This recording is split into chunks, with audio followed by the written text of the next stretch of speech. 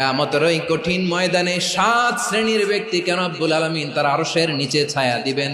তার মধ্যে প্রথম শ্রেণীর ব্যক্তি হলো ইমামুন আদিল, যে ইনসাফের সাথে বিচার করে, যে জাস্টিস সমাজে সার্ভ করে, যে সুশাসন নিশ্চিত করে, ওই ইমামুন আদিল। আদিল শব্দটা বুঝছেন না? ইন্নাল্লাহা ইয়া'মুরু বিল আদল, পাইছেন? আদিল। 7 শ্রেণীর ব্যক্তিকে আল্লাহ তাআলা সুশীতল আরশের নিচে ছায়া দিবেন, যেদিন তার দেয়া ছায়া ছাড়া কোনো ছায়া থাকবে না। এর প্রথম হচ্ছে ইমামুন আদিল, ন্যায়পরায়ণ শাসক। চিল্লায় বলেন সুবহানাল্লাহ।